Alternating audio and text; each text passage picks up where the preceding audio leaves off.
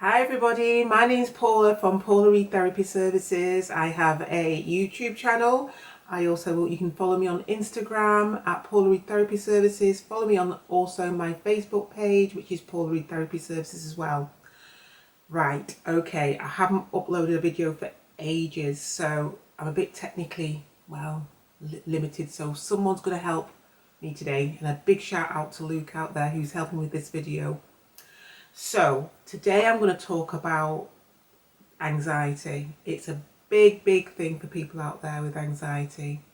It really impacts upon their ability to go out, their ability to socialise, even just to go to the shop. So I'm just going to explain how your brain often fools you. So if you can imagine, I'm going to make this analogy up. A lot of my clients, I talk this through with them as a standard.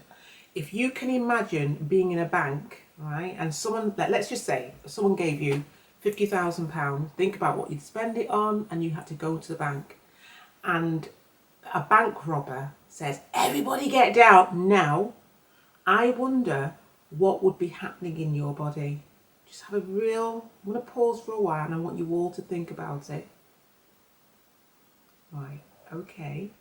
So some of you out there will be thinking, my heart will be pounding, my stomach will be churning, my head might feel woozy, my throat might go dry, any of those things, yeah? But in actual fact, what's happening is that your body's preparing for some danger, and that's right in that situation. Now I want you to imagine, right, okay, if for example, the bank robber turned his or her back, right? And you were right next to the door, what would you think about doing? Okay, one of two things. You'd either fight or you'd flight. That means flee, yeah? So I want you to think about all those symptoms, all those things that you experience. And I want you to pick a sort of casual thing that most people do every day, like go to the shop, and think about those comparisons of those symptoms. I bet you can think to yourself, you know what, it's really comparable. I do experience this. I really experience this.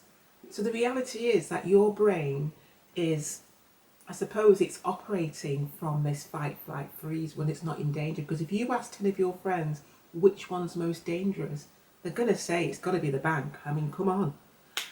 But the sad thing is, for people who suffer with anxiety, they think their life is dangerous day in and day out. And that must be awful. Really awful. So the thing is, with anxiety, you operate from a very emotional part of your brain, and that is very sad for some people because you can't access your thinking part of your brain. So I want to talk about some strategies to help you in that moment, and it's grounding techniques that I often use with a lot of my clients. So the first thing I'd want to suggest is, if you can imagine, before you go out somewhere and you really want to kind of get your fight, flight, freeze down, I want you to sit down on a chair, you know, somewhere comfortable, and I want you to imagine grounding your feet into the ground. Just try that for 5 seconds even.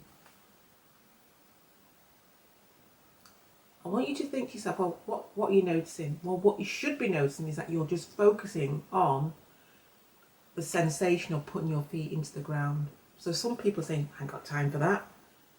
Many of us have to eat, drink. It's mindful eating. So you're focusing on the moment. So when you're eating, you're actually focused on what you're eating. So it's thinking about the taste of it. You're chewing very slowly. It's just taking your time and really focusing on the moment, because it's the moment that is going to bring that relaxation down and that real fight, flight, freeze in your brain. The other one is, like, I always take my clients to a calm place. So it's like what you can hear, see, taste, touch and feel. It could take 30 seconds. Now I wouldn't advise anyone to do this if you're experiencing some form of flashbacks or psychosis, because it might be really unhelpful for you for various reasons. But I want you to try these simple techniques. You can listen to some classical music, you can listen for something peaceful, and just focus on the moment. You can try this every day. I always say to my clients also, why do you think Buddhists are really calm? It's because they engage in mindfulness and meditation. Why don't you try it? Drop a comment below and let me know how that is. Bye now. If you want to get in contact with me, contact me on my website www.paulareedtherapy.co.uk.